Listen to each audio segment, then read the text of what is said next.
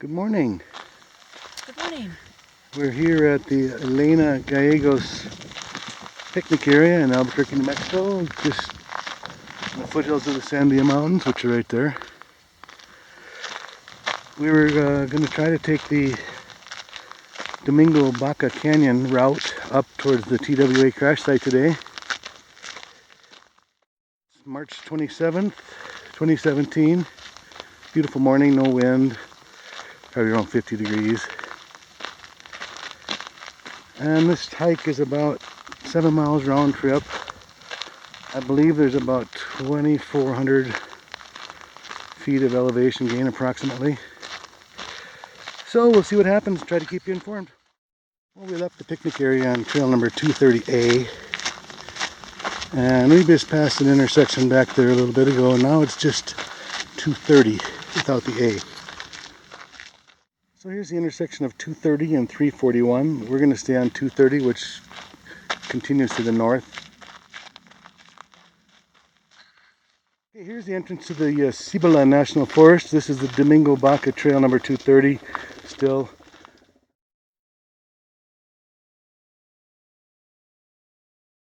Trail is very scenic so far, nice rock formations, some different types of cacti.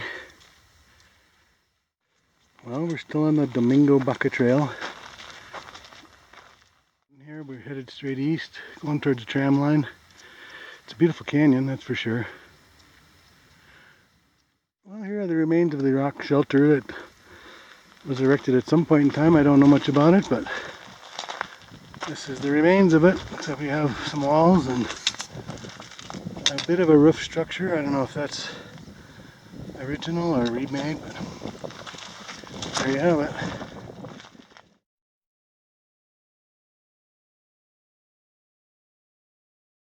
Well, the trails are kind of intertwining around here. We're trying to stay down in the stream bed to find the point that we cut off to the TWA site. Well, the stream is flowing nicely. It did just snow up here a few days ago, not much, but a little bit. I think it was a few inches. Plenty of water for camping. Okay, here's the spot where we're going to leave the stream bed. There's a little cairn here now. There is also a GPS waypoint I can include in my video. You scramble up this little bank, and then we've got another 1.6 miles to the crash site. Well, after you leave the stream bed, it sure is scenic. Little bird sitting in the tree there. There's one of the tram towers.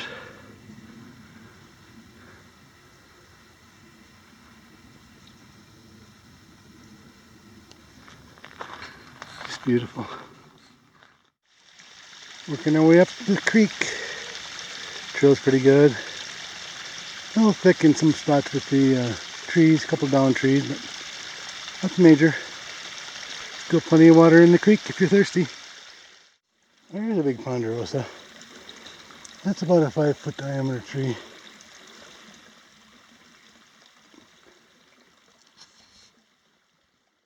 Well, the trail's pretty straightforward since we last spoke. Kind of meandering back and forth across the stream, which is still flowing at a decent rate, I guess. I don't know what it normally is this time of year, but trail's pretty nice still. There's a nice rock formation up ahead there, that very large spire. I'm not sure if it has a name. If it does, I don't know it. Pretty scenic though. Well, we've come to a slight boulder area. We might have to do a little bouldering on this part. Not sure this is the right way, but we're going to go up this little area here. Doesn't look too tough. And we'll see what's on top of that.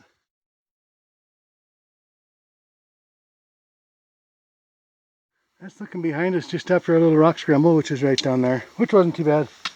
It's only a 6 or 8 foot rise, maybe a little more. And we're back on the trail. We ought to be getting close. Well, it's very scenic. The trail's been a little rough the last, quarter mile or so. Very scenic. We're coming into this kind of a slot canyon. Steep walls on both sides. Well, this is looking straight up. We're directly below the tram lines. And I see a pair of tires right here. This is the first thing I've seen from the crash.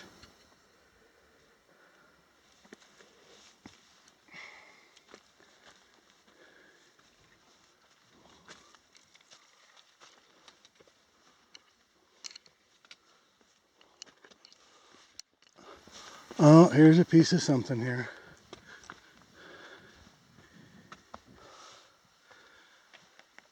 So this is the spot that Flight 260,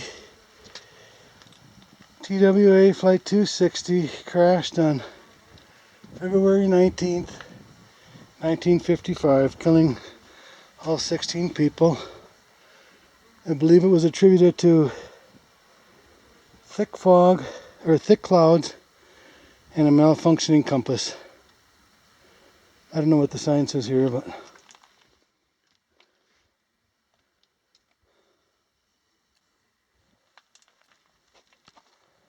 Third reason says deviation from the approved flight plan for reasons unknown. 7:13 a.m. Left the airport at 7:03 en route to Santa Fe. Crashed into the cliff above and to the left. 13 passengers and 3 crew members died instantly.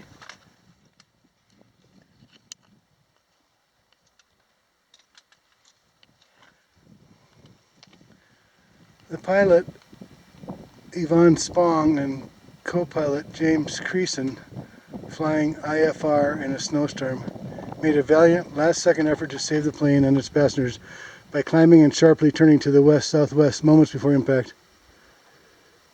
The probable cause of the accident was stated by Civil Aeronautics Board to be deviation from the approved flight plan for reasons unknown. The cause of the deviation was determined by an extensive investigation by TWA Captain Larry D. Sealis to most likely have been a mechanical problem with the flux gate compass system. It goes on to list the passengers here.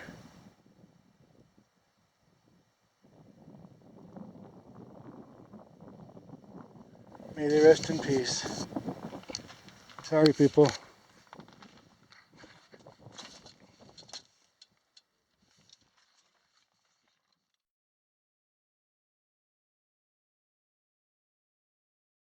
Well, just above that first piece of debris is a bunch of other pieces.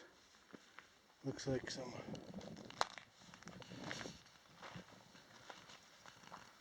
looks to be a wing part, maybe. There's a big chunk of the engine. Wow.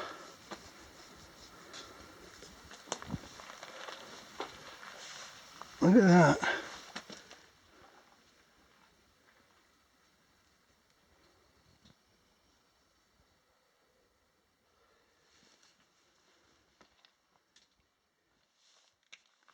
What a place to have your compass go out. Looks like a big rotary engine.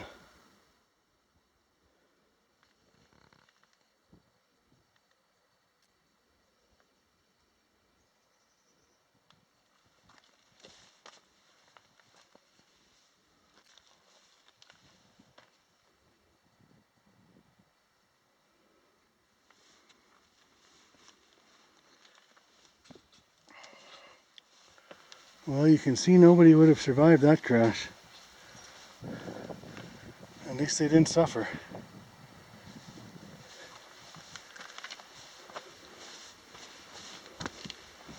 There's another piece of the engine over here. A couple pieces.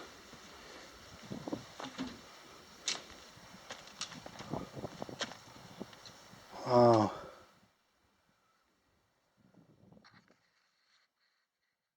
I guess they crashed into the cliffs above us here after trying to do an emergency climb. We're going to climb a little more, see if there's anything else up there.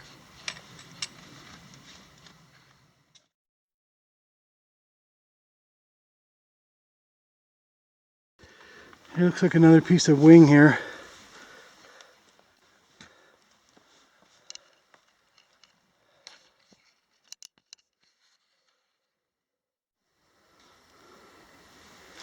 Oh, when planes come apart, they make quite a mess. This looks like it could have been a door of some sort.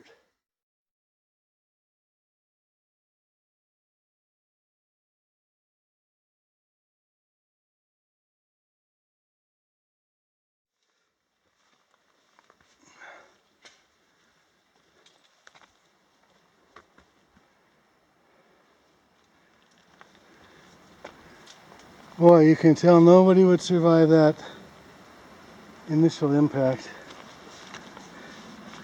Not a chance.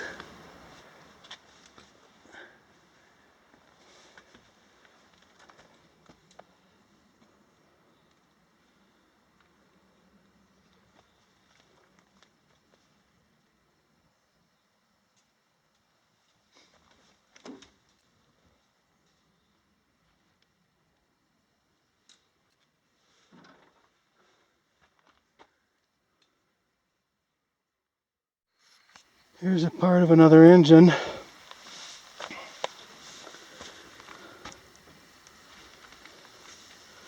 Amongst all kinds of other stuff.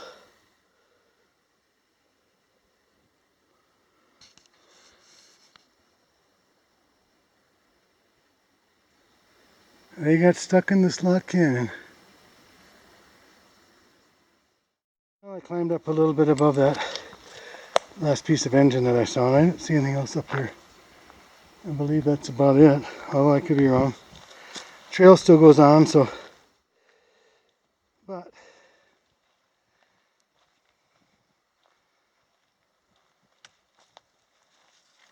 I thought I had heard something about landing gear and a propeller.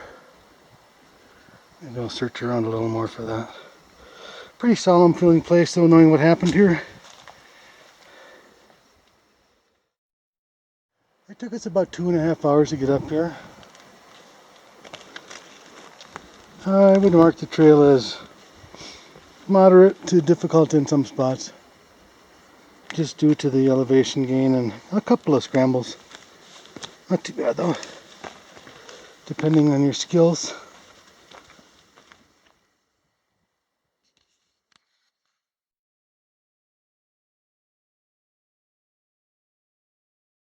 There's part of a propeller right there. I didn't recognize it at first, it's so beat up, and now I can see it.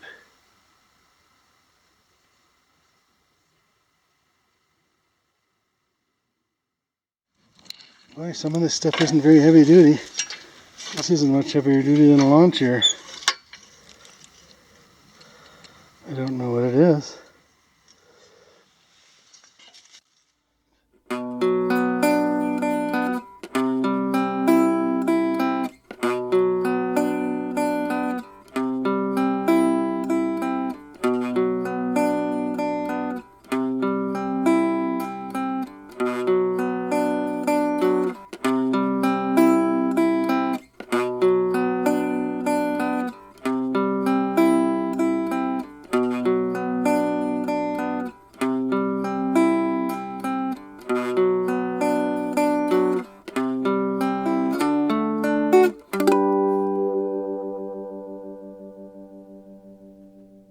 That looks to be a flap of some sort, whether it's a wing or on the tail system. That looks like it'd be a piece of fuselage. Hard to make out what's what. I'm not a plane crash expert, but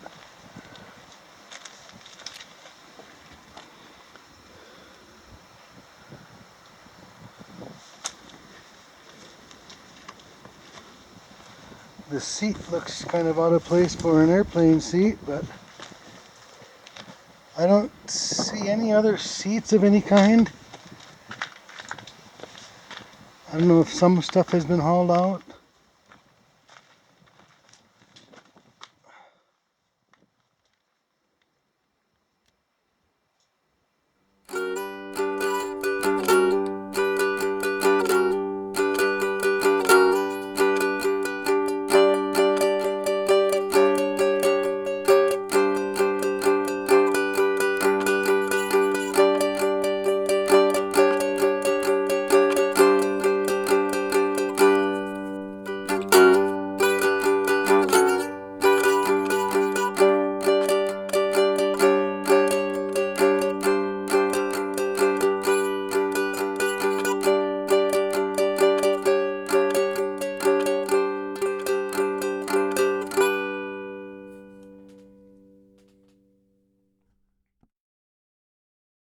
Looking back towards Albuquerque, you can just about see the airport where this took off.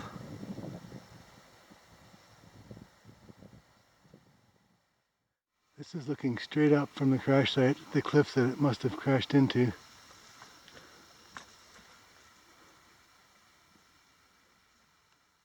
We were on our way down from the crash site and we ran into Daryl Perry. He's on his way up. He's going to hike up to the Laluz today. He's been up here before, so he's another one that likes this trail. So nice meeting you, Daryl. Nice meeting you. And we'll look for you somewhere down the road.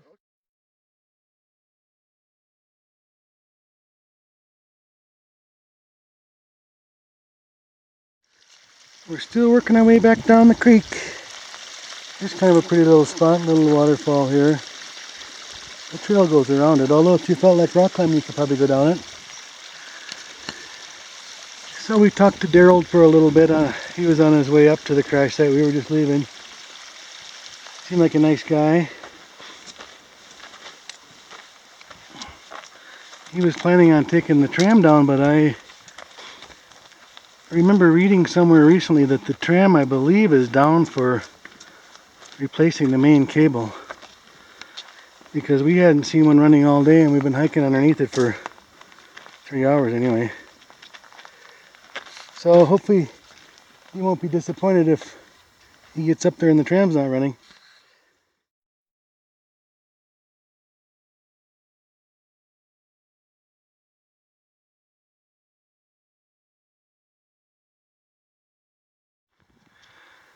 That's looking up towards the tram tower. I don't know which number it is. I think it's the first one from the top. Well, here we're back to the cutoff point where you get off of this wash type of area that we were going in. You cut off there and go up that way. I'll put a waypoint in my description on the video for this spot right here, because it would be easy to miss if these cairns weren't here for some reason. But once you get up over the bank here, scramble up that little bank there, then it's pretty self-explanatory. Then you follow the stream bed that brings you to. Here's looking back at that cairn I was just talking about. I guess if you do miss this point for whatever reason and you go too far, it's not long before you reach an impasse. So if you do miss it and you reach an impasse, come back and go up the little scramble. Well, that's looking behind us just past the rock cabin on the way down. Very pretty view. I believe you're looking at the top of the tram. And then this way you get a nice view of Albuquerque. All the way over to Mount Taylor in the distant background.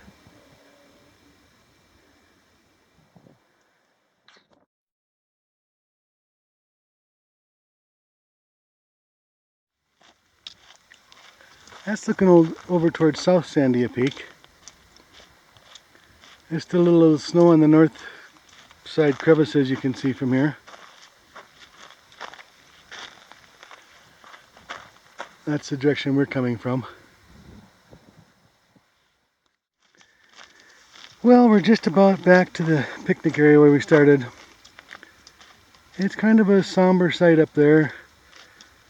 The crash site of TWA Flight 260, February 19th, 1955. I believe it only lasted about 10 minutes. Bad compass sent them into the mountainside. Boy, once they got in that box canyon, there was nowhere to go either. They had to do an emergency turn and climb, but it wasn't enough. So, but anyway, the scene is kind of sad, and it should be treated with reverence. I know there was somebody that had tagged something up there. I did my best to erase it, but otherwise it looks like it hasn't been abused too badly. We are leaving the wilderness area. Cibola National Forest. A lot of nice trails up here.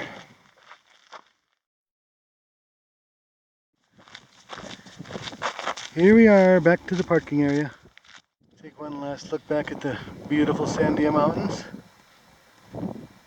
Hard to imagine that old plane zooming towards those mountains out of control. Out of navigation control anyway. Pretty sad.